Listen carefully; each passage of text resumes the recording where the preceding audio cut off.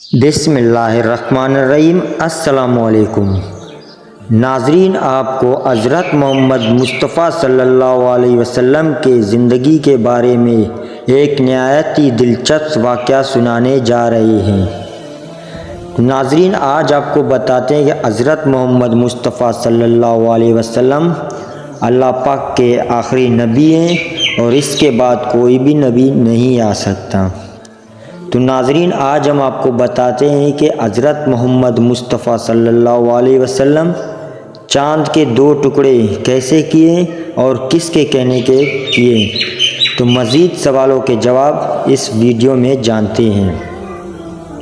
تو ناظرین، آئیے ویڈیو کو شروع کرتے ہیں۔ اس سے پہلے اگر آپ نے ہمارے یوٹیوب چینل کو سبسکرائب نہیں کیا ہے تو ہمارے چینل کو سبسکرائب کیے اور اس بیل آئیکن کو دبائیں تاکہ آنے والے تمام نئے ویڈیوز آپ کو آسانی سے مل سکے۔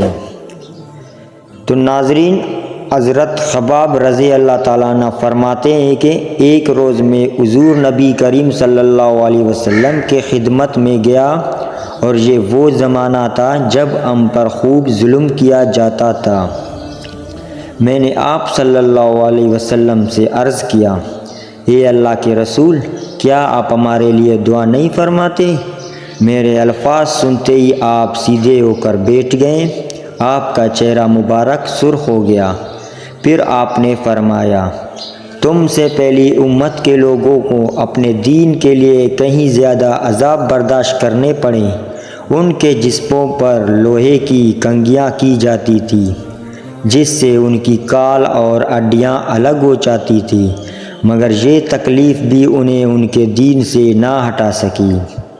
ان کے سروں پر چل چل کر ان کے جسم دو کر دیے گئے، مگر وہ اپنا دین چھوڑنے پر تیار نہیں تھے، پھر بھی نہ ہوئے۔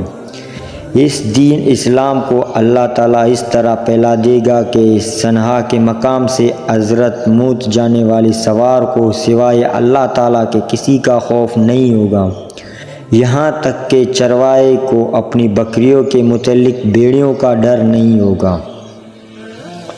حضرت خباب بن ارت رضی اللہ تعالیٰ عنہ فرماتے ہیں کہ ایک دن میرے لیے آگ دکھائی گئی، پھر وہ آگ میری کمر پر رکھ دی گئی اور پھر اس کو اس وقت تک نہیں ہٹایا گیا جب تک کہ وہ آگ میری کمر کی چربی سے بجھ نہ گئی۔ ایسے ہی لوگوں میں حضرت عمار بن یاسر رضی اللہ عنہ بھی تھے۔ حضرت عمار بن یاسر رضی اللہ عنہ کو ان کی دین سے پھیرنے کے لیے مشرکوں نے طرح طرح کے ظلم کیے، آگ سے جلا جلا کر عذاب دیے، مگر وہ دین پر قائم رہے۔ علامہ ابن جوزی رحمۃ اللہ علیہ لکھتے ہیں، ایک مرتبہ حضرت صلی اللہ علیہ وسلم اس طرف تشریف لے جا رہے تھے، اس وقت حضرت عمار رضی اللہ تعالیٰ عنہ کو آگ سے جلا جلا کر تکلیف پہنچائی جا رہی تھی۔ ان کی کمر پر جلنے کی وجہ سے کوڑا جیسے سفید داغ پڑ گئے تھے۔ حضرت صلی اللہ علیہ وسلم نے ان کے سر پر ہاتھ پھیرا اور فرمایا، اے آگ، ٹھنڈی اور سلامتی والی بن جا، جیسا کہ تم ابراہیم کے لیے ہو گئی تھی۔ اس دعا کے بعد انہیں آگ کی تکلیف محسوس نہیں ہوتی تھی۔ حضرت ام عانی رضی اللہ تعالیٰ عنہ کہتی ہے کہ حضرت عمار بن یاسر، ان کے والد یاسر، ان کے بھائی عبداللہ اور ان کے والدہ سمیہ رضی اللہ عنہ، ان سبھی کو اللہ کا نام لینے کی وجہ سے سخت ترین عذاب دیے گئے۔ ایک روز جب انہیں تکلیف پہنچائی جا رہی تھی تو نبی کریم صلی اللہ علیہ وسلم اس طرف سے گزرے۔ آپ ان کو تکلیف کو دیکھ کر فرمایا، اے اللہ، آل یاسر کی مغفرت فرما۔ ان کی والدہ سمیہ رضی اللہ تعالیٰ عنہ کو ابو جہل کے چچا خلیفہ بن ابن مغیرہ نے ابو جہل کے حوالے کر دیا۔ یہ اس کی باندھی تھی۔ ابو جہل نے انہیں نیزہ مارا، اس سے وہ شہید ہو گئی۔ اس طرح اسلام میں انہیں سب سے پہلے شہید ہونے کا اعزاز حاصل ہوا۔ آخری انہی مظالم کی وجہ سے حضرت عمار رضی اللہ تعالیٰ عنہ کے والد یاسر بھی شہید ہو گئے۔ اپنے ان مظالم اور بدترین حرکات کے ساتھ ساتھ یہ لوگ حضور اکرم صلی اللہ علیہ وسلم سے معجزات کا مطالبہ بھی کرتے رہتے تھے۔ ایک روز ابو جہل دوسرے سرداروں کے ساتھ حضور نبی کریم صلی اللہ علیہ وسلم کے پاس آیا اور بولا، ہے محمد، اگر تم سچے ہو تو ہمیں چاند کے 2 ٹکڑے کر کے دکھاؤ، وہ بھی اس طرح کہ ایک ٹکڑا ابو قبیس پہاڑ پر نظر آئے اور دوسرا کیخان پہاڑ پر نظر آئے۔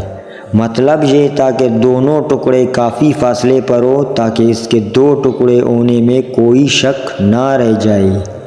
اس روز مہینے کی 14ویں تاریخ تھی، چاند پورا تھا۔ آپ صلی اللہ علیہ وسلم نے ان کے یہ عجیب فرمائش سن کر فرمایا، اگر میں ایسا کر کے دکھاؤں تو کیا تم ایمان لے آؤ گے؟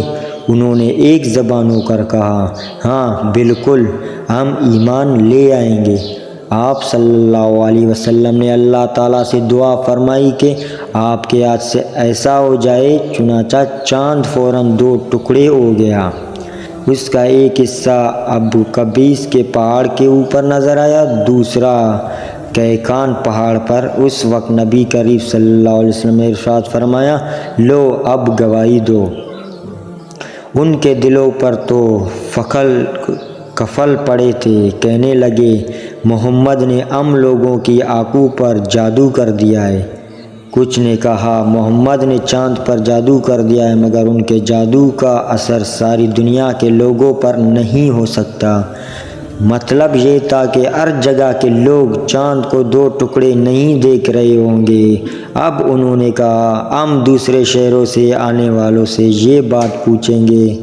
چنانچہ جب مکہ میں دوسرے شہروں کے لوگ داخل ہوئے تو انہوں نے چاند کے بارے میں ان سے پوچھا۔ آنے والے سب لوگوں نے یہی کہا، ہاں ہاں، ہم نے بھی چاند کو 2 ٹکڑے کرتے ہوئے دیکھا ہے۔ یہ سنتے ہی مشرق بول اٹھے، بس پھر تو یہ عام جادو ہے، اس کا اثر سب پر ہوا ہے۔ کچھ نے کہا، یہ ایک ایسا جادو ہے جس سے جادوگر بھی متاثر ہوئے ہیں، یعنی جادوگروں کو بھی چاند 2 ٹکڑے نظر آیا ہے۔ اس پر اللہ تعالیٰ نے سورہ قمر کی آیات نازل فرمائی۔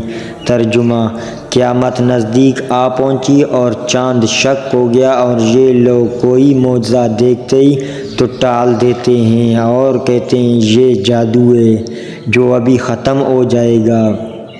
مختلف قوموں کی تاریخ سے یہ بات ثابت ہوتی ہے کہ چاند کا 2 ٹکڑے ہونا صرف مکہ میں نظر نہیں آیا تھا، بلکہ دوسرے ملکوں میں بھی اس کا مشاہدہ کیا گیا۔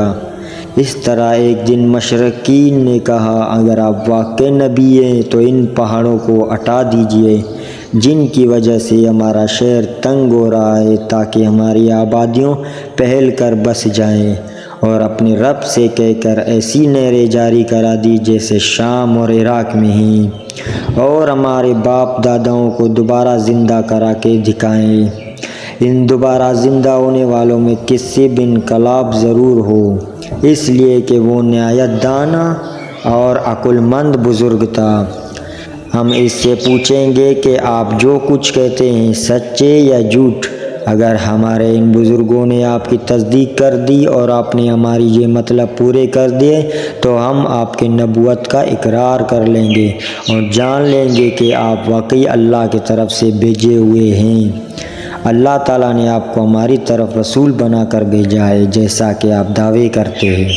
ان کی یہ باتیں سن کر نبی کریم صلی اللہ علیہ وسلم نے ارشاد فرمایا، مجھے ان باتوں کے لیے تمہاری طرف رسول بنا کر نہیں بھیجا گیا، بلکہ میں تو اس مقدس کے لیے بھیجا گیا ہوں، ایک اللہ کی عبادت کرو۔